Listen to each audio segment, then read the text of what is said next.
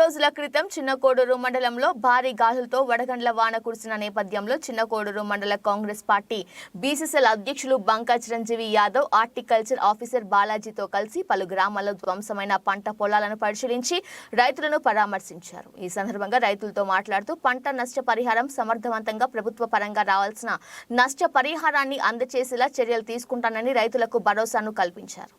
ఈ కార్యక్రమంలో యువజన కాంగ్రెస్ నాయకులు అజ్జు యాదవ్ మరియు రైతులు జాలపల్లి దుర్గారెడ్డి, జాలపల్లి శ్రీనివాస్ రెడ్డి, గుడిసె స్వామి, బాలయ్య, గుడిసె మల్లేశం, ఖాతా మోహన్ తదితరులు పాల్గొన్నారు.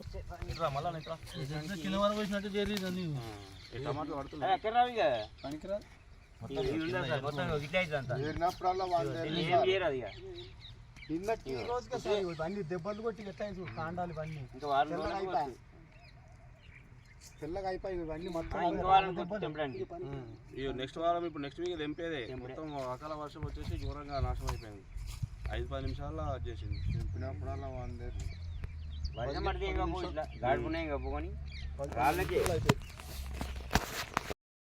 వరకు తెరూరు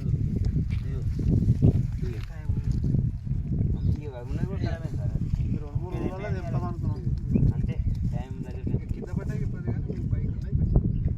టైం పనికిరాదు సార్. ఇది తెంపేస్తే మళ్ళీ చెట్టు అవుతుంది. ఇది చెట్టు రాదు సార్. అది అంత తెంపి మళ్ళీ కింద వరకు దెబ్బతినే కదా సార్ కాండాలి అంత కథ.